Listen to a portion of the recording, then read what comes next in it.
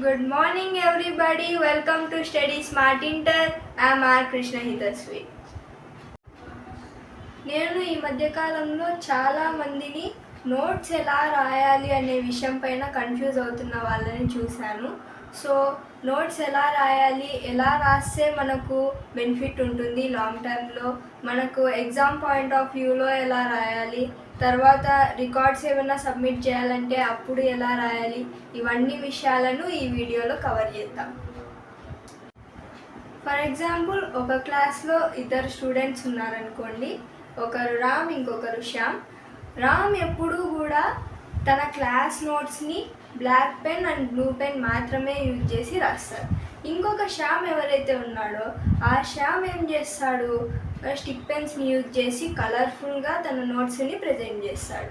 వాళ్ళిద్దరిలో ఎవరైతే టైం ఎక్కువ సేవ్ చేసుకుంటారు, ఎవరు ఎగ్జామ్ పాయింట్ ఆఫ్ వ్యూలో బాగా స్కోర్ చేసుకుంటారు అనే విషయాలను ఈ వీడియోలో చూద్దాం. రామ్కి బ్లూ అండ్ బ్లాక్ పెన్ కాబట్టి చూస్ చేయడం అవసరం లేదు కలర్స్ని. ఇప్పుడు శ్యామ్ ఎవరైతే ఉన్నాడో ఆ శ్యామ్ స్టిక్ పెన్స్ కాబట్టి ఏ కలర్ యూజ్ చేస్తే బాగుంటుంది, ఏ కలర్ కాంబినేషన్ బాగుంటుంది అనే విషయాలపైన ఫోకస్ చేస్తూ అక్కడ కొంచెం టైం ల్యాప్స్ అవుతుంది శ్యామ్కి. దానిపైన మనం చూస్తే blue and black pen use చేసే వాళ్ళు ఎవరైతే ఉన్నారో వాళ్ళు కంటెంట్ మీద ఎక్కువ ఫోకస్ చేయగలుగుతారు, కంటెంట్ని ఎక్కువ ప్రజెంట్ చేయగలుగుతారు, తొందరగా ఎక్కువ వర్డ్స్ని తక్కువ టైంలో రాయగలుగుతారు. వేరాజ్ మనం కలర్స్ని యూజ్ చేసే వాళ్ళని చూస్తే అక్కడ ఏమవుతుంది అంటే అక్కడ కలర్స్ మీద ఫోకస్ చేస్తూ, డిజైన్స్ మీద ఫోకస్ చేస్తూ మనం మెయిన్ కంటెంట్ ఏదైతే ఉందో అది కొంచెం తగ్గిపోతుంది. So in exam point of వ్యూలో తర్వాత నోట్స్ని బాగా అంటే ఎక్కువ మ్యాటర్తో ప్రిపేర్ చేయాలంటే అది రామే చేయగలుగుతాడు. శ్యామ్ ఓన్లీ లుక్స్కి బాగుంటుంది, నోట్స్ చాలా అట్రాక్టివ్ కూడా ఉంటుంది, కానీ దానికి మార్క్స్ అనేవి పెరగవు. ఆ కలర్ఫుల్గా రాసిన దానికి శ్యామ్కి మార్క్స్ అనేవి ఎక్స్ట్రా పడవు, అది ఒక ల్యాబ్స్ ఉంటుంది. సో నేను ప్రిఫర్ చేసేది బ్లాక్ అండ్ బ్లూ పెన్తోనే రాయండి. కానీ మీరు గుర్తు పెట్టుకోవాల్సింది, నోట్స్లో మీరు చదువుకునేటప్పుడు ఏం చేస్తారంటే రాసేటప్పుడు బ్లాక్ అండ్ బ్లూ పెన్తో నీట్గా రాయండి, హెడ్డింగ్స్ అన్ని బ్లాక్ పెన్తో రాయండి, దాని కింద మ్యాటర్ అంతా బ్లూ పెన్తో రాయండి, హెడ్డింగ్స్ని నీట్గా రాయండి, దాని కింద బ్లూ పెన్తో ఆన్సర్స్ని కానీ అలాంటివన్నీ రాయండి. కానీ చదువుకునేటప్పుడు మీరు ఇంపార్టెంట్ టర్మ్స్ ఏదైతే ఉంటాయో, ఒక క్వశ్చన్కి సంబంధించి కొన్ని ఇంపార్టెంట్ టర్మ్స్ ఉంటాయి, కొన్ని సబ్జెక్ట్స్కి కొన్ని క్వశ్చన్స్కి కొన్ని ఇంపార్టెంట్ టర్మ్స్ అనేవి ఉంటాయి. ఆ ఇంపార్టెంట్ టర్మ్స్ని మీరు ఏదైనా కలర్ పెన్తో లేదంటే స్టిక్ పెన్తో, ఒకే కలర్ స్టిక్ పెన్తో హైలైట్ చేయండి, కింద అండర్లైన్ చేయండి, దానికి పక్కనే చిన్నగా పెన్సిల్తో కానీ పెన్తో కానీ దాని అర్థం మీకు అర్థమయ్యే లాంగ్వేజ్లో రాసుకోండి. దానివల్ల ఏమవుతుంది అంటే మీరు ఎగ్జామ్స్కి ప్రిపేర్ అయ్యేటప్పుడు అది హెల్ప్ఫుల్గా ఉంటుంది, మీకు ఈజీ అవుతుంది ప్రిపేర్ అవ్వడం. కానీ ఏమన్నా రికార్డ్స్ సబ్మిట్ చేసేటప్పుడు అంటే ఏమన్నా సబ్మిట్ చేస్తే మీకు దానివల్ల అంటే బుక్స్ సబ్మిట్ చేస్తే దానివల్ల మీకు మార్క్స్ వస్తాయి అన్నప్పుడు మాత్రం స్టిక్ పెన్స్ని యూజ్ చేసి డిజైన్స్ని వేసి రాయండి, కొంచెం టైం పట్టినా పర్వాలేదు, కానీ అక్కడ మార్క్స్ వస్తున్నాయి కాబట్టి అలా రాయండి. కానీ నార్మల్ నోట్స్కి మాత్రం అంతంత టైం అనేది మీరు వేస్ట్ చేయకండి, బ్లాక్ అండ్ బ్లూ పెన్తో నీట్గా రాయండి, నీట్నెస్ మాత్రం పోగొట్టుకోవద్దండి, ఎందుకంటే మీకే మీ నోట్స్ తర్వాత అర్థం కావాలి. సో నీట్గా రాయండి, కానీ మీరు కలర్స్ విషయంలో మాత్రం టైం వేస్ట్ ఎక్కువ చేయకండి. ఇంకా ఎగ్జామ్లో చూసినట్లయితే మనం సిఈసి స్టూడెంట్స్ కాబట్టి సిఈసి వాళ్ళకు మిగతా గ్రూప్స్తో పోలిస్తే చాలా ఎక్కువ రాసే కంటెంట్ ఉంటుంది, మనకు కంటెంట్ ఎక్కువ ఉంటుంది.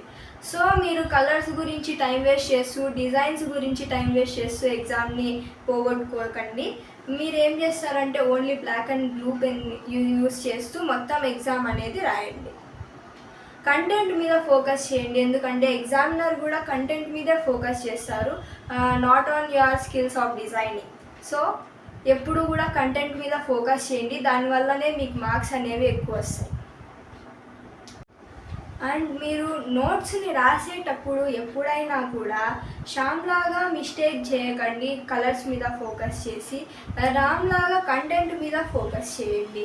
రామ్ తన గేమ్లో లాంగ్ టైంలో సక్సెస్ అవుతాడు, ఎందుకంటే లాస్ట్కి వెళ్ళేటప్పటికి రామ్ రాస్తూనే తన కంటెంట్ని నేర్చుకొని ఉంటాడు. కానీ శ్యామ్ అలా కాదు, శ్యామ్ డిజైనింగ్ మీద ఫోకస్ చేస్తూ కంటెంట్ని చూడడు. సో శ్యామ్ అనేవాడు వెనకబడిపోతాడు, రామ్ అనేవాడికి ఎక్కువ మార్క్స్ అనేవి వస్తాయి. సో మీరు ఎప్పుడు కంటెంట్ మీద ఫోకస్ చేయండి, నీట్నెస్ మీద ఫోకస్ చేయండి. కానీ మీరు ఎక్కువ టైం అనేది నోట్స్ మీద స్పెండ్ చేయకండి, క్లాస్ వర్క్ నోట్స్ మీద. ఎందుకంటే ప్రాక్టీసింగ్ అనేది మీకు ఎక్కువ అవసరం అవుతుంది. ప్రాక్టీసింగ్ వల్లనే మీకు మార్క్స్ అనేది ఎక్కువ పెరుగుతాయి. మీరు రకరకాల ప్రాబ్లమ్స్ ప్రాక్టీస్ చేయడం వల్ల అకౌంట్స్లో కానీ, లేదంటే 2-3 సార్లు ఒకే క్వశ్చన్ ప్రాక్టీస్ చేయడం, అలా చేస్తే మీకు దాని మీద ఉన్న ఎక్స్పర్టైజ్ అనేది పెరుగుతుంది. దాని మీద ఎక్స్పర్టైజ్ పెరిగినప్పుడు మీకు ఎలాంటి క్వశ్చన్ ఇచ్చినా అక్కడ ఎగ్జామ్లో మీరు సఫర్ అనేది అవ్వరు. సో మీరు ప్రాక్టీస్ మీద ఎక్కువ ఫోకస్ చేయండి, ఎక్కువ టైం ఇవ్వండి. రోజు నోట్స్ మీద కంటే నోట్స్ రాయండి, కానీ నోట్స్ తర్వాత ఖచ్చితంగా ఒక 30 మినిట్స్ కానీ ఏదన్నా మీకు అంటే కష్టమైన సబ్జెక్ట్ని తీసి రోజు ప్రాక్టీస్ చేయండి.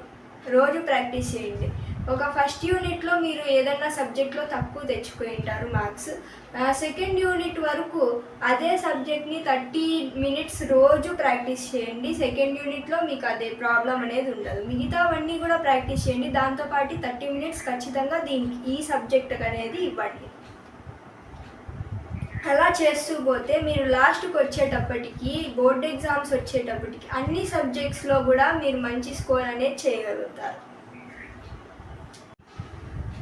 దాంతోపాటు మీరు రాసేటప్పుడు చిన్నగా ఇరికిచ్చి రాయకండి ఎప్పుడు కూడా. నేను కూడా అలాంటి మిస్టేకే పాస్ట్లో చేశాను, సో మీకు చెప్తున్నాను.